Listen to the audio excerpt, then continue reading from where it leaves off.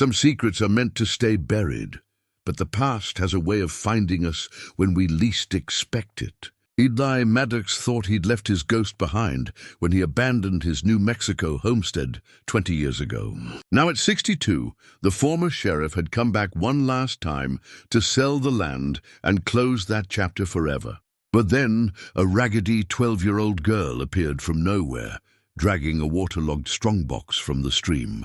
Inside were things that shouldn't exist: his old letters, his engraved revolver, and a photograph of the woman he'd loved and lost. The girl wouldn't say where she found it or who she was. Her eyes held secrets that seemed too heavy for someone so young. Could this mysterious child be the key to understanding what really happened all those years ago? Before we jump back in, tell us where you're tuning in from. And if this story touches you, make sure you're subscribed, because tomorrow I've saved something extra special for you. The high desert wind carried memories across the sage-dotted landscape, whispering through the broken fence posts and weathered adobe walls of what had once been home. Eli Maddox stood in the doorway of his abandoned homestead, his weathered hands gripping the rusted doorframe as he surveyed the ruins of his former life. 20 years had not been kind to the place. The roof sagged in places where winter snows had found their way through missing shingles, and tumbleweeds had claimed the corners of what used to be a modest but proud ranch house. At 62, Eli carried himself with the deliberate movements of a man who had seen too much and carried too many regrets. His silver hair was cropped short beneath a well-worn hat, and deep lines etched his face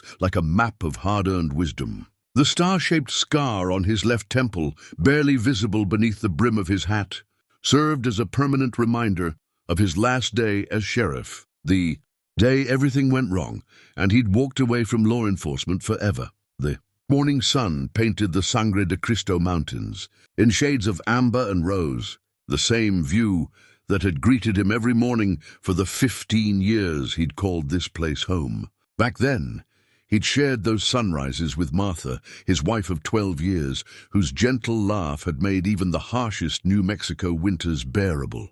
She died of consumption in the 3rd year after they'd settled here, and the house had never felt the same without her presence warming its adobe walls. Eli pulled out his pocket watch, a wedding gift from Martha, and checked the time. The land agent would arrive by noon to complete the paperwork. By evening, he'd be on a train heading east, carrying nothing but a small valise and enough money to disappear into anonymity somewhere far from these mountains that held too many ghosts. The sound of splashing water from the stream that ran behind the property interrupted his brooding. Probably just deer coming down to drink, he reasoned, but something made him walk around the side of the house to investigate. The creek had always been reliable, fed by mountain springs that never failed even in the driest summers. It was one of the features that would make the property attractive to potential buyers. What he saw stopped him cold. A small figure knelt at the water's edge, struggling with something heavy beneath the surface.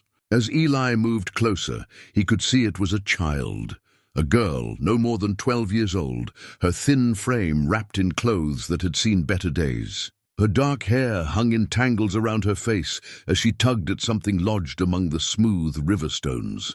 "Child, what are you doing there?" Eli called out, his voice carrying the authority that had never quite left him, despite 2 decades away from wearing a badge. The girl looked up, and Eli found himself staring into the most unsettling pair of brown eyes he'd ever encountered. They held an intelligence and depth that seemed far too old for her young face, as if she'd witnessed things no child should ever see. She didn't answer immediately, just studied him with the sort of careful assessment he'd once reserved for dangerous criminals. "Found something," she said finally, her voice barely above a whisper. "Something that belongs to you." Before Eli could ask what she meant, the girl gave one final heave and dragged a waterlogged strongbox from the creek bed. The metal container was roughly the size of a bread box, its surface green with age and water damage. As she set it on the bank, water poured from gaps in its warped seams. Eli's breath caught in his throat. He recognized that strongbox. It had belonged to him once, long ago, and he'd thought it was lost forever in a fire that had destroyed the sheriff's office 23 years earlier. The brass corners were tarnished black, but he could still make out his initials, EM, scratched into the metal near the rusted lock. "Where did you find that?" His voice came out rougher than he'd intended. The girl stood slowly, water dripping from her worn dress. She was painfully thin, her clothes hanging loose on her small frame. Dark circles under her eyes suggested she hadn't been eating or sleeping well for some time. But there was something else about her, something that made the hair on the back of Eli's neck stand up. She looked at him with a familiarity that made no sense. "It was calling to me," she said simply. "From under the water, like it was waiting." Eli wanted to dismiss the child's words as fanciful thinking, but something in her tone suggested she wasn't prone to imagination. She spoke with the matter-of-fact certainty of someone reporting simple facts. "What's your name, child? Where are your folks?" "Lila." She wiped her wet hands on her dress. "Don't have folks anymore." The words hit Eli harder than they should have. He'd encountered plenty of orphaned children during his years as sheriff, but something about this particular girl's situation stirred protective instincts he'd thought long buried. Maybe it was the way she stood there, soaked and shivering, but trying to maintain her dignity. Or maybe it was those impossibly old eyes that seemed to see right through him. "Well, Lila, you can't stay out here wet like that. You'll catch your death." He surprised himself by extending the invitation. "Come up to the house. I'll see if I can find you something dry to wear and maybe some food." Lila nodded and picked up the Strongbox, staggering slightly under its weight. Eli moved to help her, but she shook her head and continued struggling toward the house on her own. He recognized the stubborn independence. It reminded him of someone, though he couldn't quite place who.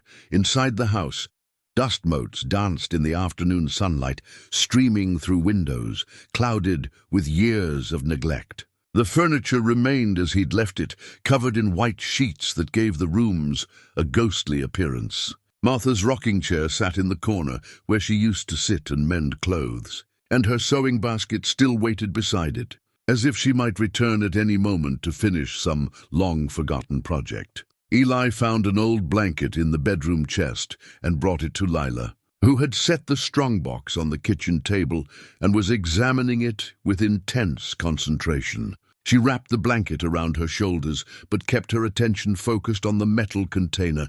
"You going to open it?" she asked. Eli approached the table slowly, as if the Strongbox might explode at any moment.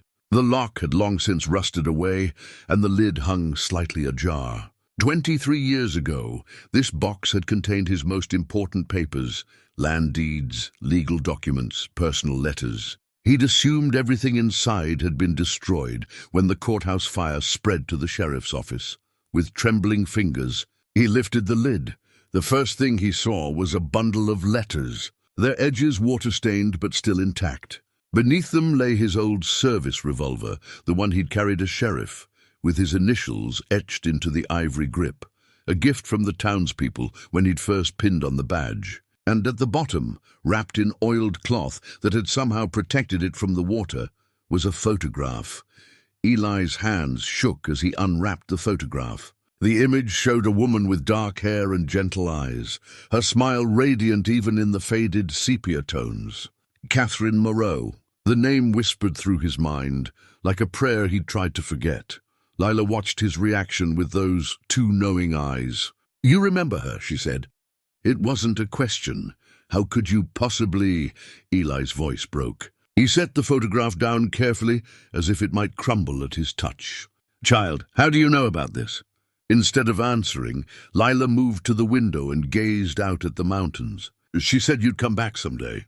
Said you'd know what to do when the time was right." The girl's words sent a chill down Eli's spine. Catherine had been dead for over 20 years.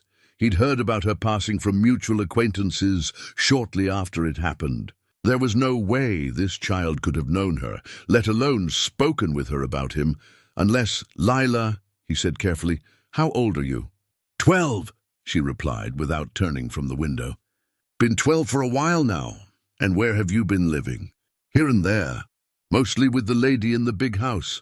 She turned back to face him, and again he was struck by the ancient sadness in her young eyes. Until she went to sleep and didn't wake up, Eli felt the world tilt slightly. When did this happen? Few months back. She told me if anything happened I should come find you. Said you'd be here when the Strongbox called you home. The words made no logical sense, but they resonated with something deep in Eli's chest. He looked again at the contents of the Strongbox, then at the strange child who'd pulled it from the stream, as if she'd known exactly where to find it. Outside, a wagon was approaching, probably the land agent coming, to finalize the sale. But Eli found himself reluctant to complete the transaction now. Something had changed in the space of an hour, something he couldn't quite name, but couldn't ignore. "Are you hungry, child?" he asked. Lila nodded solemnly. "Well then, let's see what we can find in the pantry. And maybe you can tell me more about this lady who took care of you." As he moved toward the kitchen cabinets, Eli caught sight of his reflection in Martha's old mirror. For the first time in 20 years, the man looking back at him didn't appear to be running from something. Instead, he looked like someone who'd just discovered he might have a reason to stay.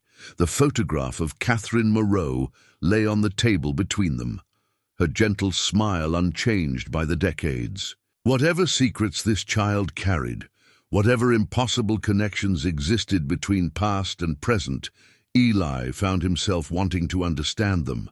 The land agent could wait. Some conversations, he was beginning to realize, were more important than escape plans. That evening, after the land agent had been politely but firmly sent away with promises to reconsider the sale, Eli sat at his kitchen table with the bundle of letters spread before him. Lila had fallen asleep in Martha's old rocking chair, her wrapped in blankets and looking far too small for the adult responsibilities she seemed to carry. The lamplight flickered across the water-stained pages as Eli unfolded the first letter. His own handwriting stared back at him, the careful script he'd used only for the most important correspondence. But the words written there made his heart race and his hands tremble. "My dearest Catherine, each day that passes without seeing you feels like a year. I know the difficulties our situation presents, and I understand why we must be careful. But my feelings for you grow stronger with each stolen moment we share. When I see you in town with your husband, I have to remind myself that what we have found together is real.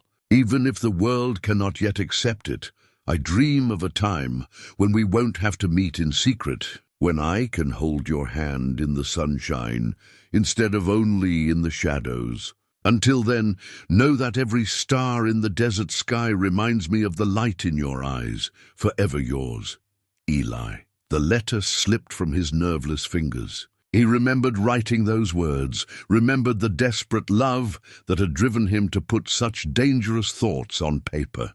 But that had been 30 years ago, when he was a young sheriff and Catherine was married to Harrison Moreau, one of the wealthiest ranchers in the territory. Their affair had been brief but intense, a flame that burned hot and bright before reality forced them apart. Catherine's husband had been a good man, if distant, and the scandal would have destroyed not just their reputations, but Harrison's business and Eli's career. They'd agreed to end it before anyone discovered their secret. Eli reached for the second letter with shaking hands. "Catherine, I received your message. I understand your decision, and though it breaks my heart, I know you're right. We cannot continue down this path without destroying innocent people. Harrison has been nothing but kind to me, and I cannot repay that kindness with betrayal. I will always treasure the time we shared, and I will carry my love for you until my dying day. But I agree that we must think of others now. Your reputation, your marriage, my position in the community, all of these things matter more than what we want for ourselves. Please know that if circumstances were different, if we had met at another time, in another place, I would have spent my life trying to make you happy. Be well, my darling. Be happy. With all my love, Eli." The memory of writing that letter came flooding back with painful clarity. He'd sat in his sheriff's office at 3 a.m, trying to find the words to end the most important relationship of his life. He'd loved Martha deeply, but what he'd felt for Catherine had been different. a consuming passion that had nearly driven him to abandon everything he believed in. But what troubled him most wasn't the content of the letters. It was their condition. These pages should have been destroyed in the courthouse fire 23 years ago, along with everything else in his strongbox. Yet here they were, preserved somehow, waiting in a creek bed for a mysterious child to discover them. Eli looked over at Lila, still sleeping peacefully in the rocking chair. In sleep, she looked even younger, more vulnerable. But even unconscious, there was something about her that nagged at him. The shape of her face, perhaps, or the way she held herself when she thought no one was watching. He picked up the photograph of Catherine again, studying the familiar features by lamplight. Catherine had been beautiful, with high cheekbones and expressive dark eyes that seemed to hold secrets. She'd been intelligent too, well-read and thoughtful in a way that had made their conversations as intoxicating as their physical attraction. A movement from the rocking chair caught his attention. Layla's eyes had opened, and she was watching him with that unsettling intensity. "Can't sleep either?" she asked softly. "Just thinking," Eli replied. "These letters, they're from a long time ago. Before you were born." Lila sat up straighter, the blanket falling around her shoulders. "She kept them safe," she said. "Even when her husband died? Even when people said she should remarry? She kept them in a special box and read them sometimes when she thought no one was looking." Eli's breath caught. "You're talking about Catherine Moreau." "Mrs. Catherine, yes." Lila's voice carried a tone of deep affection. "She was kind to me, taught me to read using those letters. Said they were the most beautiful love letters ever written." The implications of Lila's words hit Eli like a physical blow. If Catherine had kept his letters, if she'd treasured them enough to teach a child to read with them, then perhaps their relationship had meant more to her than he'd realized. He'd spent 30 years believing he'd been just a brief indiscretion in her otherwise proper life. "How long did you live with her?" Eli asked. 2 years, maybe 3. Lila pulled the blanket tighter around herself. Time got funny toward the end when she got sick. Sick how? Coughing. Tired all the time. Doctor said her lungs were bad. Lila's voice dropped to a whisper. She called your name sometimes when the fever was high. Said she had things to tell you, important things. Eli felt tears threaten behind his eyes. All these years, he'd assumed Catherine had forgotten him, moved on with her life after their brief affair. The possibility that she'd carried feelings for him for 3 decades was almost too painful to consider. What kinds of things? He managed to ask. Instead of answering directly, Lila reached into a small cloth bag beside the chair, the only possession she seemed to have besides the clothes on her back. She pulled out something that glinted in the lamplight. It was his old sheriff's badge, tarnished with age, but unmistakably his. The 5-pointed star bore the scratches and dents from years of wear, including the nick on the upper right point where a bullet had grazed it during a bank robbery in Socorro. "Where did you get this?" Eli's voice came out as barely a whisper. "Mrs. Catherine gave it to me. Said if I ever found you, I should show you this first. Said you'd understand what it meant." Eli took the badge with trembling hands. He'd lost it the day he resigned, the day everything went wrong and an innocent man died because of his mistakes. He'd assumed it had been turned in with his other equipment, but apparently it had found its way to Catherine instead. "She said you were a good man who made one bad choice," Lila continued. "They said the badge didn't make you sheriff, your heart did. And that heart was still good, even if you'd forgotten." The memory of that terrible day came rushing back. A simple arrest had gone wrong when the prisoner grabbed Eli's gun. In the struggle, the weapon had discharged, killing a bystander, a young father who'd simply been in the wrong place at the wrong time. Eli had been cleared of wrongdoing, but the guilt had eaten away at him until he couldn't bear to wear the badge anymore. He'd left town within a week, unable to face the widow and children of the man who'd died. He'd never returned to law enforcement, never forgiven himself for that moment of carelessness that had cost an innocent life. How could she know about that? Eli asked. "She knew lots of things," Lila said simply. "Said love makes people pay attention in ways they don't expect." The child's words hung in the air between them, carrying implications that Eli wasn't ready to fully accept. If Catherine had known about his resignation, if she'd understood his guilt and still believed in his essential goodness, then she'd known him better than he'd known himself. Lila, he said carefully. Did Mrs. Catherine ever say anything about why she never had children of her own?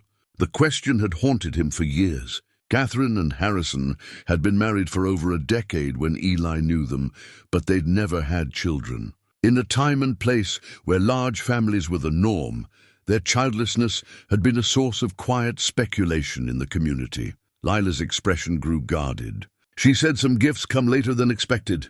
Said sometimes the most important family isn't the one you're born into, but the one you choose. Before Eli could ask what she meant, Lila stood and moved toward the window. She said you'd come back when the time was right. Said the Strongbox would call you home when you were ready to stop running. Child, I wasn't running from anything, weren't you? Lila turned to face him, and in her young features he saw an echo of something familiar, something that made his heart skip a beat.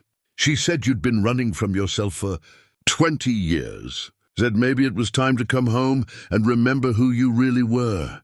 The words hit Eli with the force of revelation. He looked again at the letters, the badge, the photograph of the woman who'd apparently carried his memory for 3 decades. Then he looked at the strange, knowing child who'd appeared from nowhere with impossible knowledge of his past. For the first time in 20 years, Eli Maddox wondered if perhaps he'd been running from the wrong things all along. Dawn arrived, with the reluctant grey light that precedes sunrise in the high desert. Eli had slept fitfully in his old bed, dreams filled with fragmented memories of Catherine's laugh and the weight of his sheriff's badge on his chest. When he finally gave up on sleep and padded barefoot to the kitchen, he found Lila already awake, sitting cross-legged on the floor beside a small collection of items she'd apparently retrieved from her. Cloth bag during the night, the sight of her belongings, spread out on the old wooden floor, stopped him short. There wasn't much: a worn hair ribbon, a small carved wooden horse, a tattered book of Bible stories, and something that made his blood run cold. His sheriff's badge lay among her few possessions, but it wasn't alone. Beside it was a second badge, smaller and more tarnished, bearing the inscription Deputy Sheriff and initials he didn't recognize. J.M. "Where did you get that?" Eli asked, his voice rough from sleep and growing suspicion. Lila looked up at him with those impossibly knowing eyes. "It belonged to someone Mrs. Catherine cared about. Someone who should have been important to you too, if things had been different." Eli knelt beside her, studying the deputy's badge. The metalwork was similar to his own, suggesting they'd been made by the same craftsman during the same time period. But he'd never worked with a deputy whose initials were J.M. Who was he? Eli asked. Instead of answering directly, Lila picked up the carved wooden horse. The toy was exquisitely crafted, with flowing mane and expressive eyes that seemed almost alive. The workmanship was so familiar that Eli felt his heart stop. "I made that," he whispered. "Mrs. Catherine said you carved it for the children you hope to have someday. She said you made a whole collection of toys, back when you thought your future would be different." The memory came flooding back with startling clarity. During the early years of his marriage to Martha, when they'd still believed children might be possible, he'd spent winter evenings carving wooden toys. The horse had been part of a set, animals for the farmyard they'd planned to build. Toys for the children they dreamed of raising together after Martha's death. He'd packed away all the toys, unable to bear the reminder of dreams that would never come true. He'd assumed they'd been lost when he abandoned the homestead, but apparently at least one had found its way to Catherine. "How did she get this?" he asked. "She said a young man brought it to her once. Said it was a gift for her household, even though she didn't have children." Lila's fingers traced the wooden horse's mane. "She treasured it, kept it on her mantle and dusted it every week like it was made of gold." Eli sat heavily on the floor beside the child, his mind reeling. If Catherine had received one of his carved toys, it meant someone had known about their relationship. Someone who'd cared enough to serve as a go-between, carrying gifts from a love affair that was supposed to be secret. This young man, Eli said carefully, did Mrs. Catherine tell you his name? Lila nodded. James Maddox. The floor seemed to tilt beneath Eli. Maddox was his surname, but he'd never had a brother named James, never had any siblings at all, in fact. His parents had died when he was young, and he'd been raised by an uncle who'd never mentioned other family members. That's impossible, he said. They don't have a brother. Mrs. Catherine said you wouldn't know about him. Said some secrets are kept even from the people they're meant to protect. Lila reached for the tattered Bible and opened it to a page that had been marked with a pressed flower. There, in the margin beside a verse about hidden things being revealed, someone had written in faded ink, James Eli Maddox, born June 15th, 1868. The date hit Eli like a physical blow. June 15th, 1868, exactly 9 months after his last night with Catherine, before they'd agreed to end their affair. The implications were staggering, impossible, and yet the evidence lay there in black and white. No, he whispered. That can't be right. Mrs. Catherine said she tried to tell you once. Said she waited for months hoping you'd come back. But when you didn't, she made a choice. Lila's voice carried the weight of adult understanding despite her young years. She said some secrets are too dangerous to tell, even to the people who deserve to know them. Eli's hands shook as he studied the faded writing. If Catherine had been pregnant when they ended their relationship, if she'd given birth to his child and never told him, then everything he thought he knew about his life was wrong. What happened to him? Eli's voice came out as barely a whisper. He became a deputy sheriff, like his father. Mrs. Catherine said he had your sense of justice, your need to protect people. Lila's expression grew sad. But he died young. A fever took him when he was only 22. Eli did the math quickly. That would have put James's death around 1890, just about the time Eli had been settling into his new life with Martha, while he'd been building a homestead and trying to forget his past. He'd had a son he'd never known about, a young man who'd followed in his footsteps and died before they could ever meet. The weight of lost opportunities pressed down on him like a physical burden. A son. He'd had a son who'd become a lawman, who'd apparently known enough about his father's history to serve as a secret messenger between Catherine and Eli. A son who'd died alone, while Eli lived in ignorance of his very existence. Why didn't she tell me? The question came out raw with pain. Even after he died, why didn't she tell me?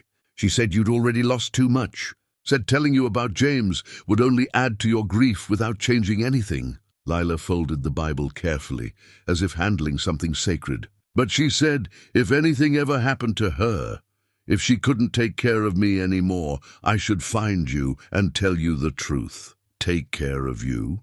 Eli's heart began to race as the final pieces of the puzzle started falling into place. Lila, who are you, really? The child met his gaze steadily, and in her brown eyes he saw something that had been haunting him since the moment they'd met. She had Catherine's eyes, but there was something else there too, something that reminded him of his own reflection. James had a daughter, she said simply. Before the fever took him, Mrs. Catherine found me after my mother died, brought me to live with her. Said I was the last piece of a family that should have been yours all along. The world tilted and spun around Eli as the truth hit him with overwhelming force. This child, this mysterious, knowing girl who'd appeared from nowhere with his strongbox, wasn't just a random orphan Catherine had taken in. She was his granddaughter, the daughter of the son he'd never known existed. Eli stared at Lila with new eyes, seeing now what had seemed familiar about her from the beginning. The stubborn tilt of her chin when she was determined about something, the way she observed everything with careful attention before speaking, the quiet strength that seemed far too mature for her age. She was family, blood of his blood, the living legacy of a love affair he'd thought was just a bittersweet memory, and she'd been waiting for him to come home. The revelation that Lila was his granddaughter left Eli reeling for the better part of the morning. He found himself watching her with new eyes as she moved around the homestead with surprising familiarity, as if she'd been there before. She knew which cabinet doors stuck, which floorboards creaked, and where to find the well pump handle without being told. "Have you been here before?" he finally asked as she effortlessly located a skillet in a cupboard he'd forgotten existed. "Mrs. Catherine brought me once," Lila replied, cracking eggs into the pan with practiced ease. "When I was smaller, she said this was where my family came from, where I belonged." Eli watched his granddaughter. The word still felt foreign in his mind. Prepare breakfast with the competence of someone much older. There was something both heartbreaking and remarkable about her self-sufficiency, as if she'd been forced to grow up far too quickly. "How long have you been on your own?" he asked gently. "Since Mrs. Catherine died? Maybe 4 months. Lila turned the eggs carefully, her small hands steady on the spatula. "I tried to stay at the big house for a while, but her nephew came and said I had to leave. Said I wasn't family." The casual way she delivered this information, the abandonment by people who should have cared for her, made Eli's protective instincts flare. He'd failed to protect his son, failed even to know of his existence, but he wouldn't fail this child. "Where did you go after that?" "Traveled mostly. Mrs. Catherine told me about places where I could find work or food, ranches that needed extra hands during roundup, towns where the church ladies might take pity on an orphan." Lila slid the eggs onto 2 plates with matter-of-fact efficiency. "She said if I was ever really in trouble, really alone, I should come here and wait for you." "But how did you know I'd come back?" "I hadn't been here in 20 years. Lila carried the plates to the table, moving around him as if they'd shared this kitchen for years rather than hours. "She said some places call to people when the time is right. Said you'd been running long enough and would need to come home eventually." As they ate breakfast together, Eli found himself studying Lila's features more carefully. Now that he knew to look for family resemblances, they seemed obvious. She had his stubborn jawline and the same habit of thinking carefully before speaking. But she also had softer features that must have come from her mother's side, and those expressive eyes that reminded him so powerfully of Catherine. "Tell me about James," he said finally. "About my son." Lila's face brightened for the first time since he'd met her. "He was wonderful.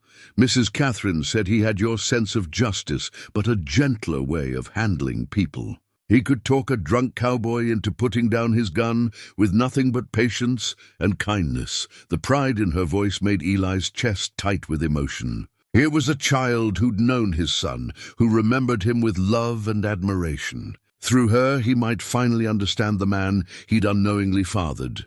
He visited Mrs. Catherine regular-like, brought her news from town, and made sure she had what she needed. She said he felt responsible for her, knowing she was his real mother, even though she couldn't claim him publicly. Why couldn't she claim him? Her husband never knew. Mr. Harrison thought James was the son of a cousin who died, asked Mrs. Catherine to raise him as a favor to the family. She let him believe that rather than destroy their marriage with the truth. Eli marveled at the complexity of the situation Catherine had navigated, raising their son in secret, watching him grow into a man while pretending he was merely a ward rather than her own child. The sacrifices she'd made for everyone else's reputation and peace of mind seemed overwhelming. Did James know the truth about his parentage? Mrs. Catherine told him when he turned 18. Said he had a right to know where he came from, even if he could never openly acknowledge it. Lila pushed her eggs around her plate thoughtfully. "He wanted to find you, to tell you about himself. But Mrs. Catherine made him promise to wait, said the timing wasn't right yet." "When would the timing have been right?" Eli asked, though he suspected he already knew the answer. "She said after Mr. Harrison died, after the scandal couldn't hurt anyone anymore. But then James got sick, and there wasn't time for long explanations or difficult conversations." Eli felt the weight of all the missed opportunities pressing down on him. If he'd stayed in touch with Catherine, if he'd checked on her welfare over the years, he might have learned about James before it was too late. They might have had time together, father and son, even if only briefly. "He left something for you," Lila said quietly. She reached into her cloth bag again and pulled out a folded piece of paper, worn soft from handling. Mrs. Catherine kept it all these years, waiting for the right moment to give it to you. With trembling hands, Eli unfolded the paper. The handwriting was careful and formal, clearly that of an educated young man. To the man I hope someday to call father, my name is James Eli Maddox, and I am your son. I know this news may come as a shock, and I want you to know that I hold no anger toward you for not knowing of my existence. Catherine, my mother, made the choice to keep me secret, and I understand her reasons, even if I don't always agree with them. I have followed your example in choosing to serve the law, though I hope with more wisdom than courage, as Catherine often reminds me. She speaks of you with such love and respect that I have grown up feeling proud to carry your name. Even if I cannot claim it publicly, I hope someday we will meet, and I can tell you in person how grateful I am for the life you gave me and the example you set. Until then, know that you have a son who loves you and a family that honors your memory. Your devoted son, James. Eli's vision blurred as he read the letter through twice, then a third time. The formal tone couldn't hide the young man's longing for connection, his desire to know his father while respecting the impossible situation they'd all been placed in. He wrote this when he was 20, Lila said softly. Mrs. Catherine said he spent weeks working on it, trying to find the right words. Why didn't she send it? She was going to after Mr. Harrison passed. But then James got sick so sudden-like, and there wasn't time. Lila's voice carried the weight of old grief. She blamed herself for waiting too long, for keeping too many secrets. Eli folded the letter carefully and placed it beside the wooden horse. 2 artifacts from a son he'd never known. Tangible proof of a relationship that had existed only in possibility. The tragedy of it all threatened to overwhelm him, but looking at Lila reminded him that this story wasn't entirely about loss. "What about your mother?" he asked. "James's wife?" "She died when I was little. Fever, same as him, just a few years later." Lila's matter-of-fact delivery of these tragedies spoke to how much loss she'd already endured in her young life. Mrs. Catherine said they were both too gentle for this hard world, but they loved each other something fierce while they had time. The pattern of early death and separation seemed to follow his family like a curse. His own parents had died young, then Martha, then the son he'd never known, then that son's wife. Only Catherine had lived to old age, and she'd spent those years keeping secrets and raising a granddaughter who wasn't supposed to exist. "Lila," he said carefully, "what do you want from me? Now that you've found me, now that I know the truth?" She looked at him with those impossibly direct eyes, and for a moment he saw not a child, but an old soul who'd been carrying adult burdens for far too long. Mrs. Catherine said, "Family isn't just about blood." Said it's about choosing to love someone even when it's hard, even when the world says you shouldn't. She picked up the wooden horse, turning it over in her small hands. "I choose you, grandfather. Question is whether you choose me back." The word grandfather hit him like a physical blow, but not an unwelcome one. For 20 years, he'd believed himself to be alone in the world, the last of his line. Now he discovered he had living family, a bright, capable granddaughter who needed him as much as he suddenly realized he needed her. "Yes," he said without hesitation. "Yes, I choose you back." Lila's smile was the first genuine expression of joy he'd seen from her, transforming her solemn little face into something radiant. In that moment, Eli felt something shift inside his chest, a warmth he hadn't experienced since Martha's death. For the first time in decades, he wasn't alone, and neither was she. 3 days after Lila's revelation, Eli found himself in the unfamiliar position of trying to understand what it meant to be a grandfather. The child moved through the homestead with growing confidence, claiming spaces that had been empty for 20 years and filling them with a presence that was both comforting and unsettling. She'd taken over Martha's old sewing corner, though instead of needlework, she spent her time there reading from her tattered Bible or sketching pictures on scraps of paper with a pencil stub she'd produced from her bag. Her drawings were surprisingly skilled for someone so young, detailed renderings of the homestead, the surrounding mountains, and sometimes people Eli didn't recognize, but suspected were memories of Catherine or James. It was while watching her sketch that Eli decided they needed to make their arrangement official. Whatever legal complications existed, Lila was his granddaughter and his responsibility. But first, he needed to understand more about their family's history. "Lila," he said, settling into the chair across from her, "I need to look through some papers Mrs. Catherine left. Would you be willing to show me where she lived?" The girl looked up from her drawing, a remarkably accurate portrait of a middle-aged woman with kind eyes that must have been Catherine. "The big house? We could go there, but her nephew might not like visitors." "Let me worry about the nephew," Eli said with more confidence than he felt. As a former sheriff, he dealt with his share of difficult people, but the prospect of confronting someone who'd turned away his granddaughter stirred protective instincts he hadn't felt in decades. They set out the next morning, Lila leading the way across terrain she knew far better than Eli, despite her young age. The walk to Catherine's former home took them through a valley he remembered from his younger days, past landmarks that triggered memories of stolen afternoons and secret meetings with the woman he'd never stopped loving. The big house turned out to be a substantial adobe hacienda that spoke of wealth and prominence.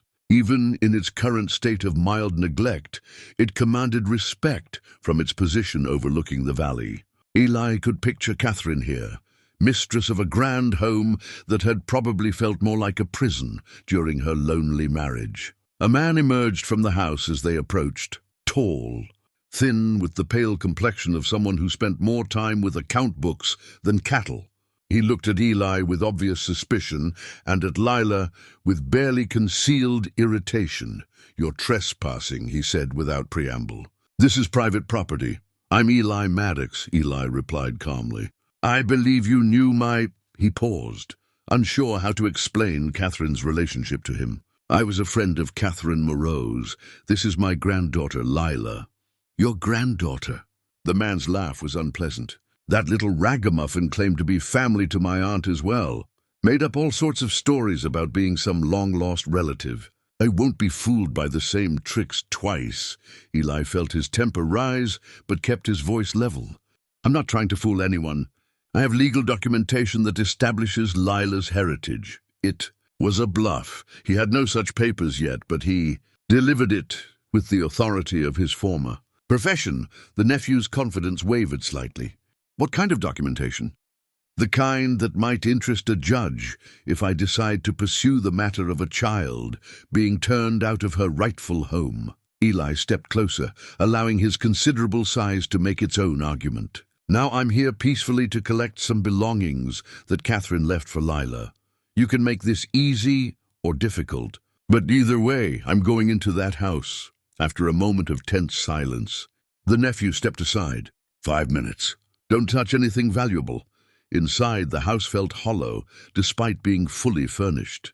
Catherine's presence had clearly been the heart of the place, and without her, it was just an expensive shell. Lila moved through the rooms with familiarity, leading Eli to what had obviously been Catherine's private study. The room was lined with books and dominated by a large wooden desk that showed signs of regular use. But what caught Eli's attention was the mantelpiece, where a collection of carved wooden animals was displayed with obvious care. His animals, the toys he'd carved during those hopeful early years with Martha. "She kept them all," Lila said softly. "Said they were the closest thing to grandchildren she thought she'd ever have." Eli's throat tightened as he recognized each piece. A cow, a pig, several horses, a dog that had been Martha's favorite, all carefully preserved and lovingly displayed as if they were priceless artifacts rather than simple toys. "There's something else," Lila said, moving to the desk. She opened the bottom drawer and pulled out a thick folder tied with a faded ribbon. "Mrs. Catherine said this was for you if anything ever happened to her." Inside the folder, Eli found documents that made his hands shake. Property deeds, legal papers, and a letter in Catherine's distinctive handwriting dated just 3 months earlier. But it was the land deed that captured his attention first. The document showed that Catherine had inherited a significant portion of the valley when her husband died, land that bordered Eli's old homestead. But there was more, a handwritten annotation in the margin, signed by Catherine and witnessed by what appeared to be her attorney, stating that the land was to be held in trust for Eli Maddox and his heirs. In recognition of services rendered and love given, she left me land, Eli asked, unable to believe what he was reading. Not just land, Lila said. Everything. The house, the cattle, the accounts in the bank. Her nephew gets an allowance, but everything else belongs to us now. Eli stared at the documents in disbelief. Catherine had not only remembered him, not only kept his letters and treasured his gifts, but she'd arranged for him to inherit her entire estate. The woman he'd thought had forgotten him had been planning for their reunion for years. Why didn't you tell me this sooner? Mrs. Catherine said you needed to choose to stay for the right reasons. Said if you knew about the inheritance first, you might stay for the wrong ones. Lila's wisdom seemed far beyond her years. She wanted you to choose me before you knew about the rest. The letter from Catherine confirmed Lila's explanation.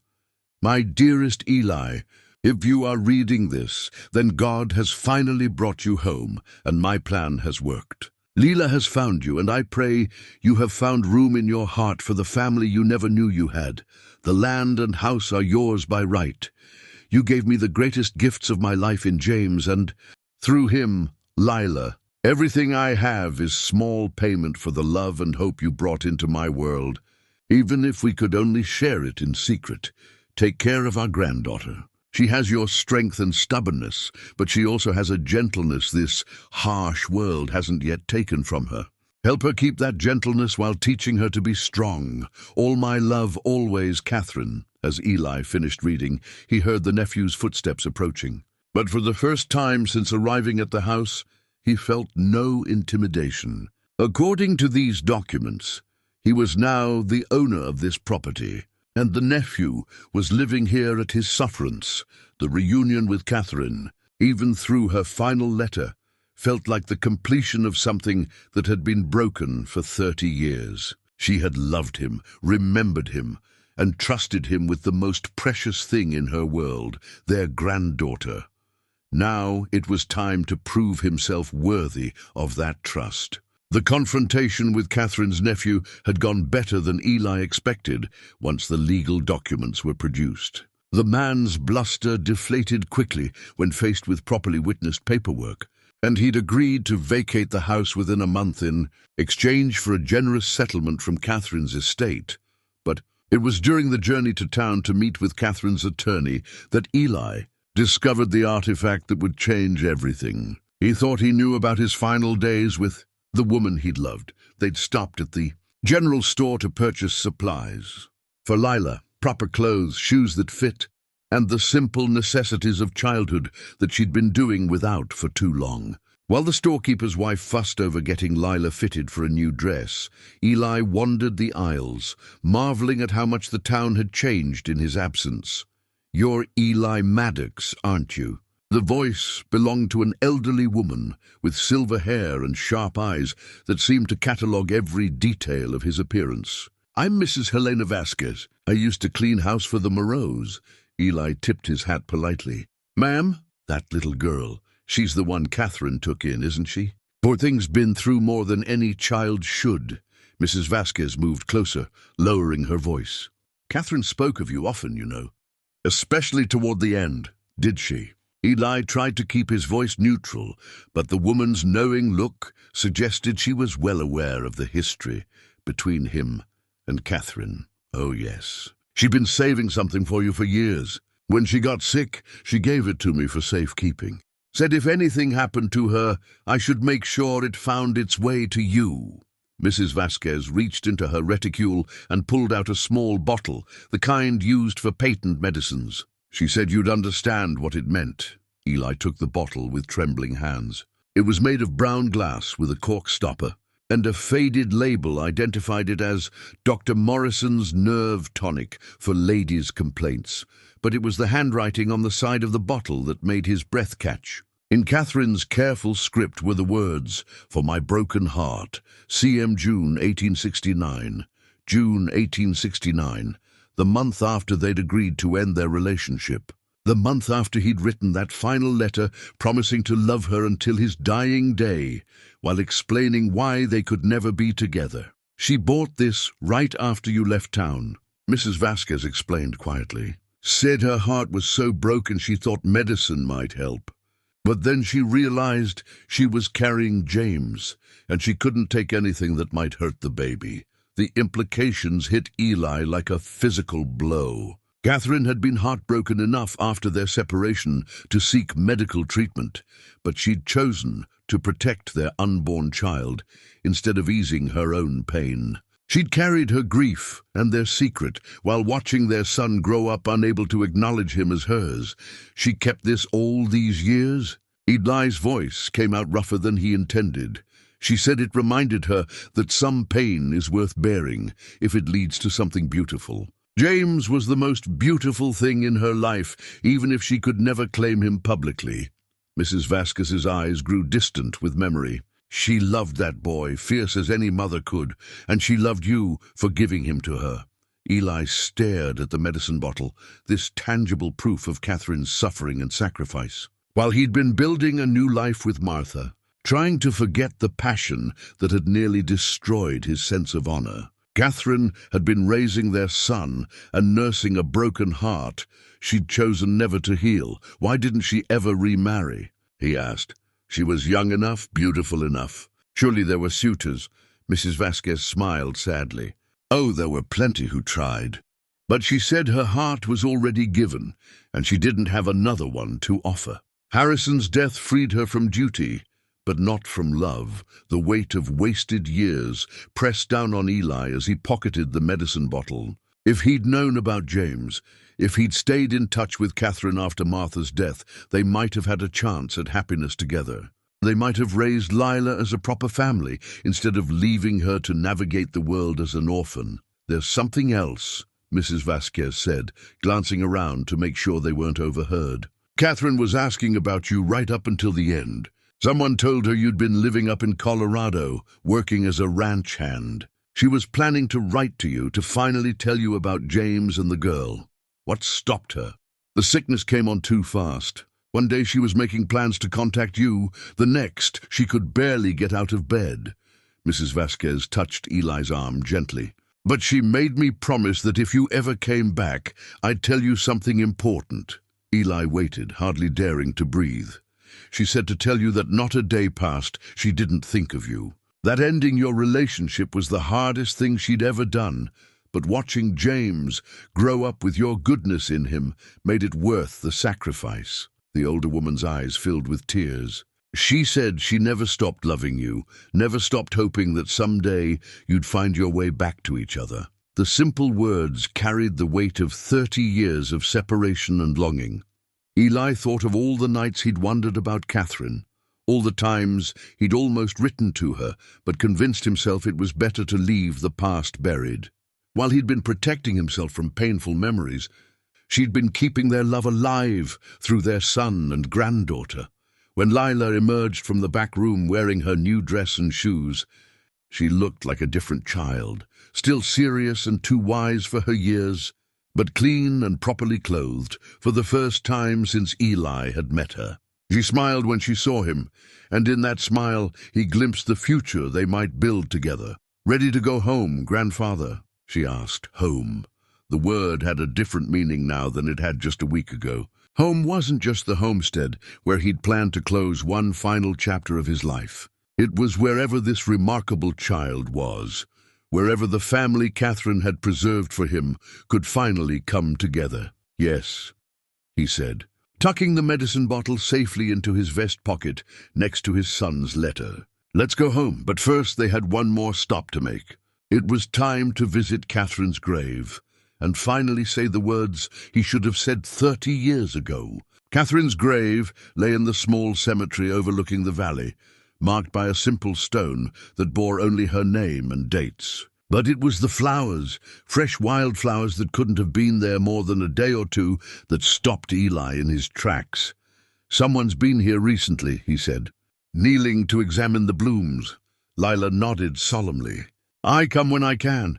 Mrs. Catherine always loved wildflowers better than the fancy ones from town." They stood in comfortable silence for several minutes, Eli struggling to find words that could encompass 30 years of regret, love, and newfound understanding. Finally, he spoke to the grave as if Catherine could hear him. "I'm sorry I stayed away so long. Sorry I didn't know about James. Sorry I wasn't here when you needed me." His voice caught. "But I'm here now, and I'll take care of Lila. I promise you that." It was then that Lila moved to the side of the grave and began digging in the soft earth with her hands. "Mrs. Catherine said if you ever came here I should show you something special, something she couldn't risk keeping in the house where her nephew might find it." Eli watched in amazement as she unearthed a small wooden box, weatherproofed with tar and carefully wrapped in oilcloth. Inside, nestled among dried lavender to preserve them, were more documents, but these were unlike anything Eli had seen before. The first was a birth certificate for James Eli Maddox, but this one was different from the one Lila had shown him earlier. This one listed both parents, Catherine Elena Moreau and Eli James Maddox. It was signed by the doctor who delivered the baby and witnessed by Mrs. Vasquez, making it legally binding. The second document was even more shocking, a marriage certificate dated June 20th, 1868, just days before James's birth. According to this paper, Eli and Catherine had been legally married by a traveling minister in a ceremony witnessed by two strangers whose names meant nothing to him. "This is impossible," Eli whispered. "I was never married to Catherine. I would remember," but even as he spoke, fragments of memory began surfacing. A hot June night, when they'd met for what they'd both believed would be their final time together. Catherine's tears, his desperate promises, and a man they'd encountered at the old mission ruins, a preacher traveling through who'd offered to perform a blessing on their love. Eli's hands shook as the memory crystallized. They'd been so caught up in the emotion of saying goodbye forever that when the preacher had suggested a brief ceremony to sanctify their feelings, they'd agreed. It had seemed like a harmless gesture, a way to honor what they felt for each other, even though they could never act on it. But apparently the preacher had filed legal paperwork. "You were married," Lila said quietly. "Mrs. Catherine said you both thought it was just a blessing, something spiritual that didn't count in the eyes of the law. But the preacher was properly ordained, and he filed all the right papers." Eli stared at the marriage certificate, his entire understanding of his life rewriting itself. If this document was legitimate, then his marriage to Martha 3 years later had been invalid. He'd been a bigamist without knowing it, married to a woman he thought he'd only loved in secret, while legally bound to another. "Did Catherine know?" he asked. "Not until after you married Martha." The preacher came back through town a year later and told her what he'd done, showed her the papers. "By then, you were settled with your new wife, and Catherine didn't want to destroy that happiness." The third document in the box explained Catherine's decades of secrecy. It was a letter from an attorney, dated 15 years earlier, explaining that Catherine's legal marriage to Eli meant that James was his legitimate heir, not a bastard child who could be dismissed and forgotten. It also meant that Catherine's subsequent marriage to Harrison Moreau had been invalid, making her a widow rather than a divorcee when Harrison died. But the final paper in the box was what made Eli's blood run cold. It was Lila's birth certificate, her real birth certificate. And according to this document, James wasn't her father, Eli was. The names were listed clearly. Father, Eli James Maddox. Mother, Catherine Elena Moreau Maddox. The birth date was listed as March 15, 1878, which would make Lila 14, not 12, as she'd claimed. "I don't understand," Eli said, his voice barely a whisper. "James was my son. You're his daughter. You're my granddaughter." Lila looked at him with those impossibly knowing eyes, and suddenly he saw the truth that had been hiding in plain sight. She didn't just have Catherine's eyes and his stubborn chin. She had both of their features, blended in the way that only a biological child could inherit. "Mrs. Catherine couldn't tell you the whole truth at first," Lila said softly. "Said you needed to accept me as James's daughter before you could handle the real story." The world tilted around Eli as the implications sank in. Lila wasn't his granddaughter, she was his daughter. Catherine hadn't just loved him from afar for 30 years. She'd borne him 2 children and raised them both while he lived in ignorance of their existence. "When?" he managed to ask. "How?" "After Martha died. You came to Mrs. Catherine for comfort, don't you remember? Just once, when the grief was too heavy to bear alone."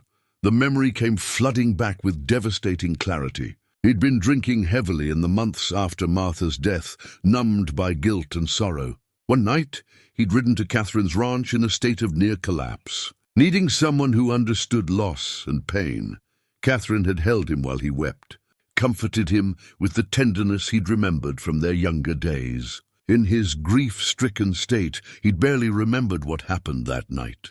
He'd awakened the next morning, filled with shame, and had ridden away without speaking of it again. But Catherine had been left with the consequences. She never told you because you were already carrying so much guilt. "About Martha's death," Lila continued. "She said adding another burden to your conscience would have destroyed you completely." Eli stared at this remarkable child, his daughter, who'd been carrying the weight of family secrets that should never have been placed on such young shoulders. Catherine had protected him from the truth for 14 years, raising their children alone while he wandered the countryside running from ghosts. "Why tell me now?" he asked. "Because Mrs. Catherine said the running had to stop sometime. Said I needed a father, and you needed to know you weren't as alone in the world as you thought." Lila's voice carried the wisdom of someone far older than her years. "She said truth has a way of surfacing when people are finally ready to handle it." Eli looked again at the marriage certificate. The birth certificates, the documentation of a family he'd never known he had. According to these papers, he'd been married to Catherine for over 30 years, had fathered 2 children with her, and had inherited her estate not as a gift from a former lover, but as his legal due as her husband and the father of her children. Everything he thought he knew about his life had been built on incomplete information. The guilt he'd carried about his affair with Catherine, the shame about abandoning his responsibilities, the belief that he was alone in the world. All of it was based on lies he'd told himself to avoid painful truths. "Lila," he said carefully, "are you really 14? She nodded. "Mrs. Catherine thought it was safer to let people think I was younger. Said a 14-year-old girl traveling alone would attract the wrong kind of attention." Another deception. Another protective lie from a woman who'd spent her entire adult life shielding the people she loved from consequences they didn't deserve. Catherine had been protecting Lila even after death, and she'd been protecting Eli from truths she'd thought he wasn't ready to handle. But now, kneeling beside her grave with their daughter beside him, Eli finally understood the magnitude of Catherine's love and sacrifice. She'd given him everything, children, land, a legacy, while asking for nothing in return but the promise that he'd care for the family she'd preserved for him. It was time to stop running and start living up to that promise. The ride back to the homestead passed in stunned silence, both Eli and Lila lost in their own thoughts about the revelations at Catherine's grave. The knowledge that she was his daughter, not his granddaughter, changed everything about their relationship and his responsibilities toward her. But it was the letter waiting for them on the kitchen table that would force Eli to confront the final piece of Catherine's carefully orchestrated plan. The envelope was thick and official-looking, addressed to Mr. Eli James Maddox in Catherine's distinctive handwriting. The paper was of fine quality, the kind reserved for the most important correspondence. Lila recognized it immediately. "She wrote that the day before she died," Lila said softly. "Made me promise to put it where you'd find it, after you learned the truth about everything else." Eli's hands trembled as he broke the wax seal and unfolded the pages within. Catherine's final letter was longer than the others. written in a careful hand that spoke of great effort despite failing health. My beloved husband, if you are reading this, then our daughter has successfully completed the most difficult task I have ever asked of anyone. She has brought you home to the family you never knew you had, and she has helped you understand the truth about our life together. I want you to know that every choice I made, every secret I kept, was done out of love for you and our children.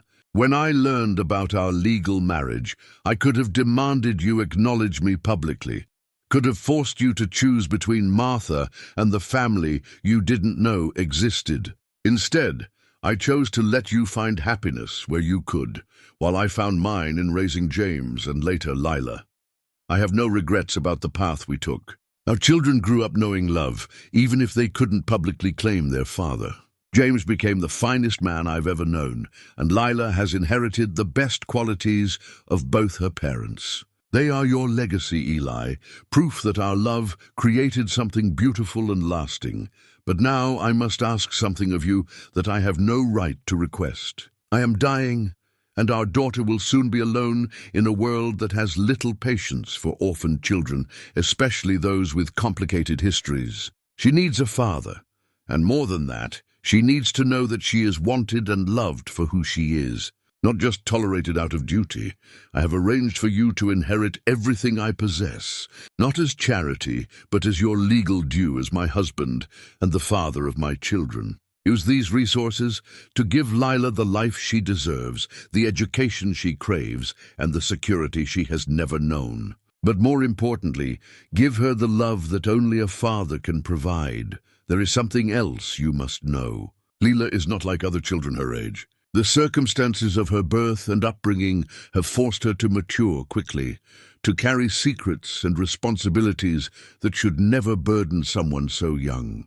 She may seem wise beyond her years, but underneath that capable exterior is a little girl who has never had the luxury of simply being a child. She has been taking care of me for the past 2 years, as my health declined, managing household accounts and making adult decisions, because there was no one else to do it. She can read and write better than most adults, handle money and negotiate with merchants, and has a practical intelligence that astounds everyone who meets her. But she has never had a tree swing, never played with dolls, never known the simple joy of being someone's treasured daughter. Give her that gift. Eli, let her be a child while she still can. I know this letter asks much of you. You came back to close a chapter of your life, not to open a new one.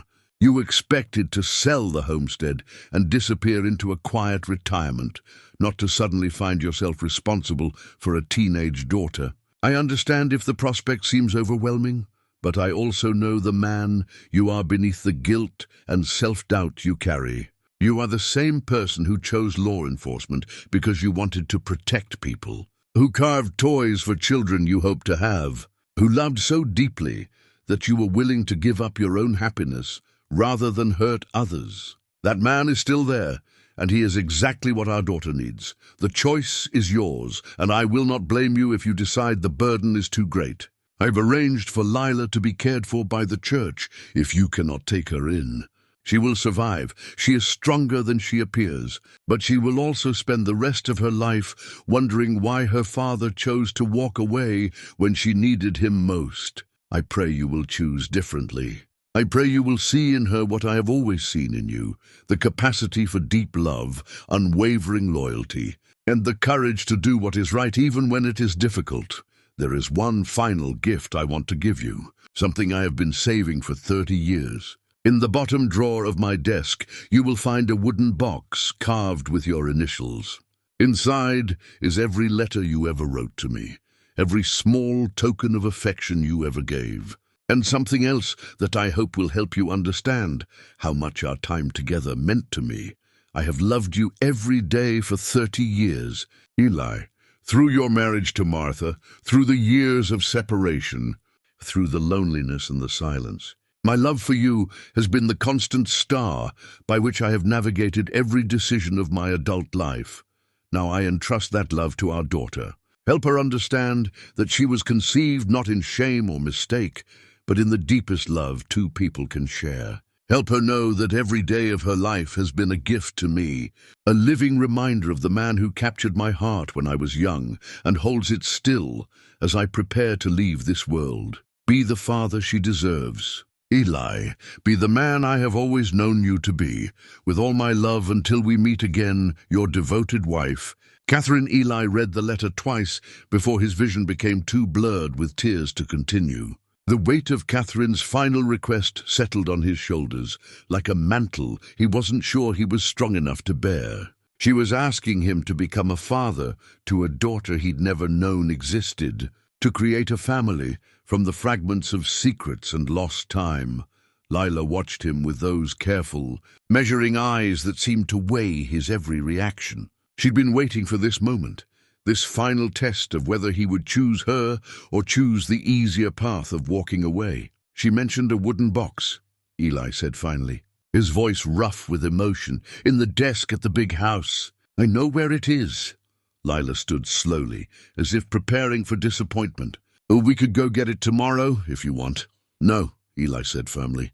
We go now, tonight. If Catherine left something for me, I want to see it.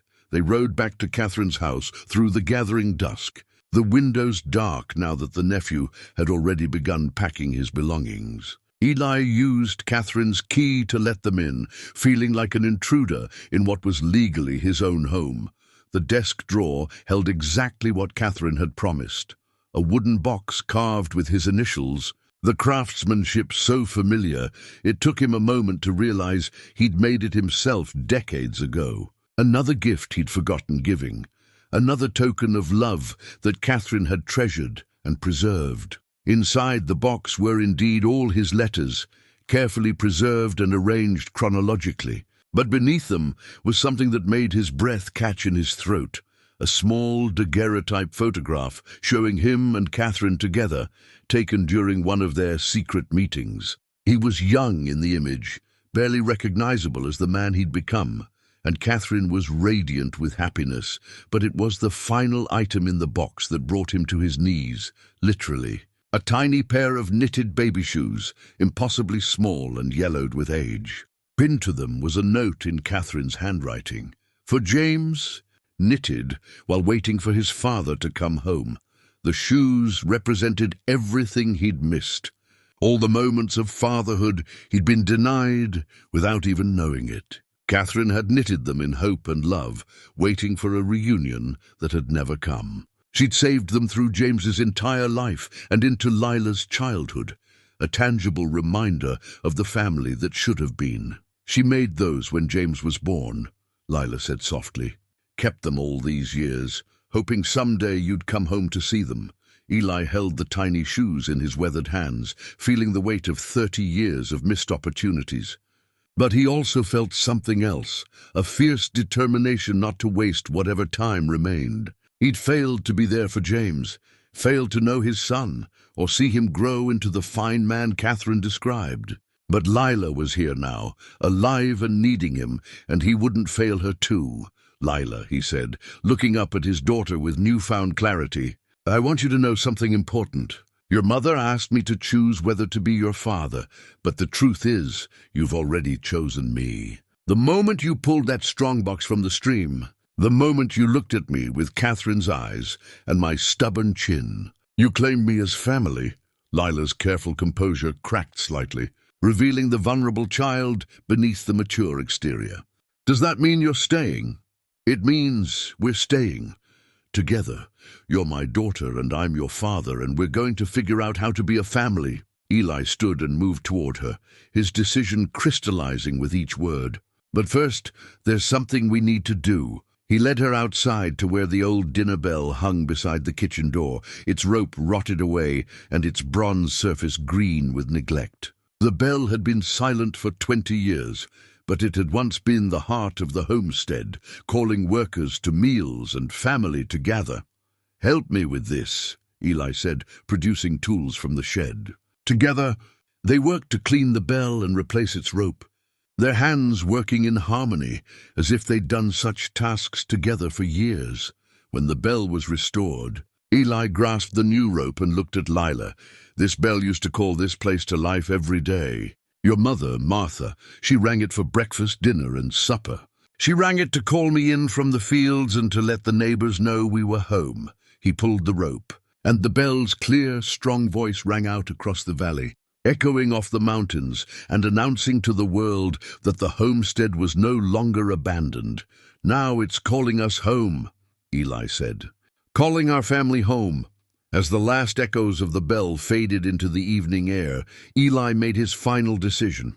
Tomorrow, he would begin the process of legally claiming Lila as his daughter. He would move them into Catherine's house, their house, and begin building the life that Catherine had preserved for them through 30 years of patient love. But tonight, they would sleep in the homestead where it all began, under the same roof that had sheltered his dreams of family so many years ago. Tonight, they would begin learning how to be father and daughter, how to honor Catherine's memory by creating the family she'd always wanted them to be. The bell's restored voice had announced their homecoming to the valley, but more importantly, it had announced Eli's decision to stop running from love and responsibility. He was home, finally and completely, and he was ready to be the father that Lila deserved and the man that Catherine had always believed him to be. The next morning brought a clarity Eli hadn't felt in decades. He woke to the sound of Lila moving quietly around the kitchen, preparing breakfast with the same competent efficiency she'd shown since arriving. But this time, he saw her activities through different eyes, not as a remarkably mature child, but as his daughter, taking care of both of them because she'd never known any other way. "Sit down," he said gently as she reached for the coffee pot. "Let me do that." Lila looked surprised but complied, settling into Martha's old chair with the awkward uncertainty of someone unused to being cared for. Watching her try to accept his simple gesture of making breakfast drove home Catherine's words about giving Lila the chance to simply be a child. Over eggs and coffee, they planned their day. The trip to town would be crucial. Legal papers to file, arrangements to make, a new life to officially begin. But first, Eli had something important to do. "We need to have our picture taken," he announced. "Our picture?" Lila's spoon paused halfway to her mouth. "A family portrait. Something to mark the beginning of our life together." Eli had been thinking about this since reading Catherine's letter. She'd treasured that old daguerreotype of them together. Now he wanted to create a new image that captured the family they were becoming. The photographer in town was an elderly German man who approached his craft with solemn artistry. He positioned them carefully in his studio, Eli standing behind Lila's chair, his hand resting protectively on her shoulder. The formal pose felt strange at first, but as the photographer prepared his equipment, Eli felt the rightness of the moment settle around them. "This is for posterity," the photographer explained as he ducked under his black cloth. "Your children and grandchildren will treasure this image long after you are gone." The words hit Eli with unexpected force. Children and grandchildren, a future that extended beyond just him and Lila. For the first time in years, he found himself thinking not about the past he was trying to escape, but about the legacy he wanted to leave behind. When the photograph was finished, they walked to the courthouse together. The legal proceedings were surprisingly straightforward. Catherine's documentation was thorough and properly witnessed, leaving little room for dispute. Within 2 hours, Eli had legally established himself as Lila's guardian and father, and the inheritance was formally transferred. But the most emotional moment came when they visited the land office to register the deed to Catherine's property. The clerk, a young man who couldn't have been much older than James would have been, looked up from the paperwork with curiosity. "Says here you're claiming property under inheritance from your wife, Catherine Maddox. But I don't show any record of a Catherine Maddox in our files." "Catherine Moreau," Eli corrected. "She used her first husband's name publicly, but our marriage predated that union." The clerk's eyebrows rose. "That's quite unusual, sir. Are you saying Mrs. Moreau was married to you first?" "According to these documents, yes." Eli produced the marriage certificate with steady hands. We were wed in 1868, though circumstances forced us to live separately. It was the first time Eli had publicly acknowledged his marriage to Catherine, and the words felt both strange and liberating. For 30 years, their relationship had been a secret shame he carried. Now it was simply the truth, complicated perhaps, but no longer hidden. The clerk examined the certificate with professional thoroughness. Everything appears to be in order. The property will be registered under your name, with Miss Lila listed as your legal heir. Walking out of the courthouse, Eli felt the weight of transformation settling around him. In the space of a single morning, he'd gone from a rootless drifter planning to disappear into anonymity to a property owner with a family and a future. The change was both exhilarating and terrifying. "Are you having second thoughts?" Leela asked as they paused on the courthouse steps. "About what?" "About all of this." "About me." Her voice carried the careful neutrality of someone prepared for disappointment. "It's a lot to take on all at once." Eli looked down at his daughter.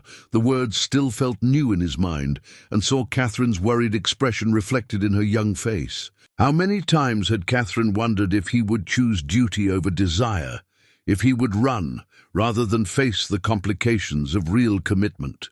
"Lila," he said, kneeling so they were at eye level, "I want you to understand something. I'm not taking you on as a burden or an obligation. You're my daughter, and being your father isn't something I have to do. It's something I want to do, even though you didn't choose it, even though Mrs. Catherine arranged everything without asking you first."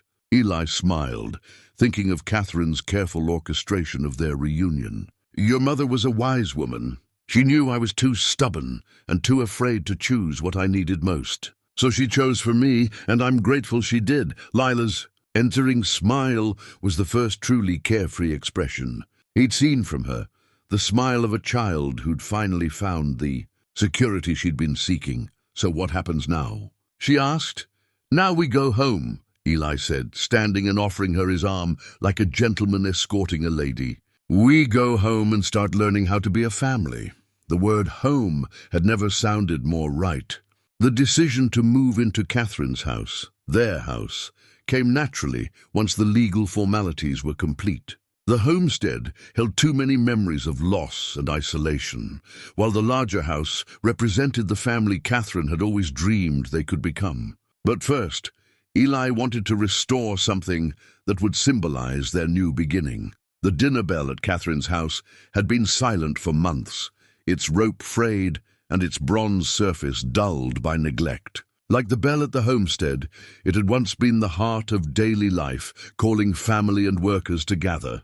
Catherine had rung it every day during her marriage to Harrison, and later when James would visit. And finally, to summon help during her illness. "Help me get this bell working again," Eli said to Lila as they stood in the courtyard of their new home. She nodded eagerly, and together they worked to clean and repair the mechanism. As they polished the bronze, Lila shared memories of Catherine ringing the bell to call her in from the gardens or to announce mealtimes. The simple task became a ritual of reclamation, transforming a silent monument to loss into a herald of renewal.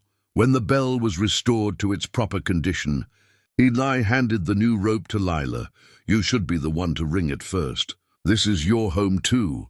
Lila grasped the rope with both hands and pulled with all her strength. The bell's clear, resonant voice rang out across the valley, announcing to anyone within hearing that the house was alive again. That family had returned to fill the empty rooms with purpose and love. The sound echoed off the mountains and seemed to linger in the air longer than physics should have allowed. In that extended moment, Eli felt something shift inside his chest, a loosening of the guilt and regret he'd carried for so many years, replaced by something he'd almost forgotten he was capable of feeling: hope. As the last echoes faded, neighbors began appearing. Word of Eli's return and his claim on the property had spread quickly through the small community, and people were curious about the man who'd married Catherine Moreau in secret and inherited her substantial estate. But their curiosity seemed friendly rather than suspicious, and several offered assistance with the move. Mrs. Vasquez arrived with a basket of food and firm opinions about how the house should be arranged.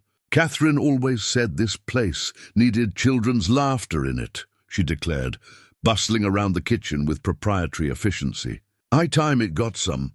An elderly rancher named Morrison helped Eli move the wooden toys from the mantelpiece to Lila's new bedroom. Catherine treasured these things, he said, handling each carved animal with reverence. Said they reminded her of hope, even during the darkest times. By evening, the house felt transformed. Lila's few belongings were arranged in the spacious bedroom that had once been James's. Her drawings hung on walls that had been bare too long, and her presence seemed to warm rooms that had grown cold with grief and loneliness. But it was during dinner, as they sat at the large dining table that had been designed for family gatherings, that Eli truly understood what Catherine had preserved for them. This wasn't just a house or an inheritance. It was a foundation for the life they could build together. What would you like to learn? Eli asked as they shared the meal Mrs. Vasquez had provided. Learn? Lila looked puzzled. You've been taking care of adults for years. Now it's time for adults to take care of you. What would you like to learn how to do, just for the fun of it? Lila considered the question seriously, as if it had never occurred to her before that learning could be for pleasure rather than necessity. I'd like to learn to ride properly, she said finally. Mrs. Catherine had beautiful horses, but I was always too afraid I'd hurt them if I did something wrong. We'll start tomorrow, Eli promised. What else? Could you teach me to carve wood like you do? I've always wondered how you make the animals look so alive. Eli smiled, thinking of all the toys he'd carved during lonely evenings, all the creative energy that had been stored up with no outlet for expression. I'd be honored to teach you. It'll give us something to do together during the long winter evenings. As they continued to plan and dream about their future, Eli felt the final walls around his heart crumble completely. This remarkable young woman, his daughter, had given him not just a reason to stay in one place, but a reason to invest in tomorrow rather than merely survive today. The bell outside chimed softly in the evening breeze, a gentle reminder of the life they were building together. For the first time in decades, Eli Maddox was exactly where he belonged, with exactly the family he was meant to have. The long journey home was finally complete. 6 months after that first morning when a mysterious child had pulled an impossible strongbox from the stream, Eli stood in his workshop, watching Lila put the finishing touches on her first carved horse. Her small hands moved the knife with growing confidence, following the techniques he'd taught her during their evening sessions together. The workshop itself was new, an addition to the house, that had been built as much for their relationship as for any practical purpose. Here, surrounded by the scent of pine shavings and the comfortable rhythm of careful craftsmanship, they'd found a language that needed no words. Father and daughter, teacher and student, two people learning to be family, one shared project at a time. What do you think? Lila held up her creation, a small wooden horse with a flowing mane and expressive eyes that seemed to echo the ones Eli had carved decades earlier. I think your mother would be proud, Eli said, examining the craftsmanship with genuine admiration.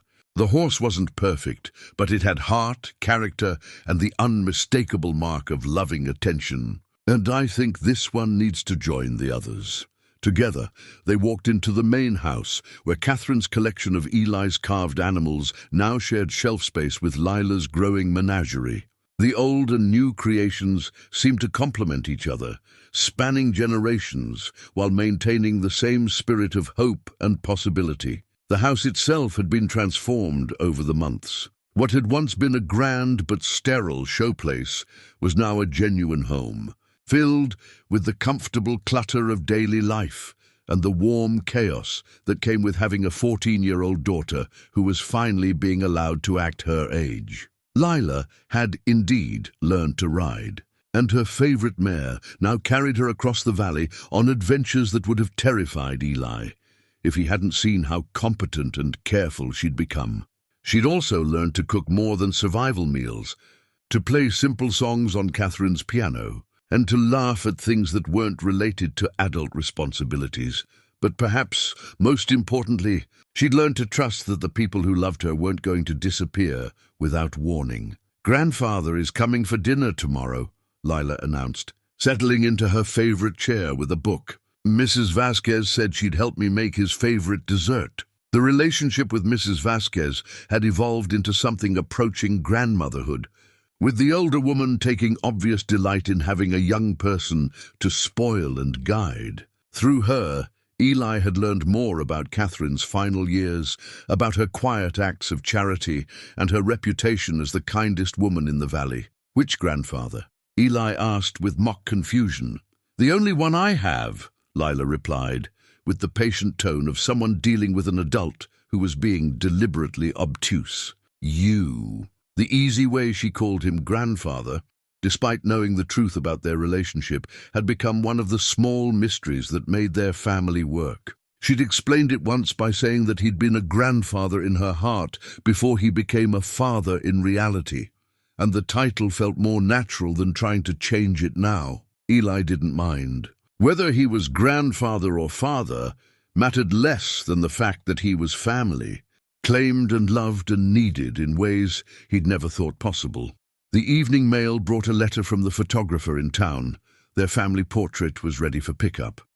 The formal image they'd posed for that first day had become the centerpiece of their living room, a public declaration of their bond that visitors invariably commented on. But Eli knew there would be many more photographs in their future, documenting birthday celebrations and Christmas mornings and all the ordinary moments that families collected as proof of their shared history. As darkness settled over the valley, Eli found himself in the place he'd come to treasure most, the front porch, watching the stars emerge while Lila read nearby. The evening ritual had developed naturally, a time for quiet conversation and comfortable silence that neither wanted to give up.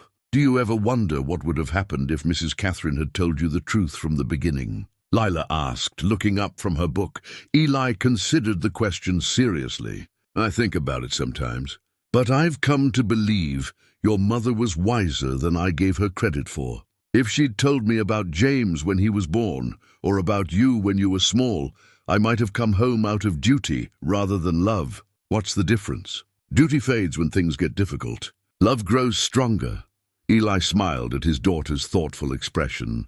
"Your mother knew I needed to choose this life, not have it forced on me.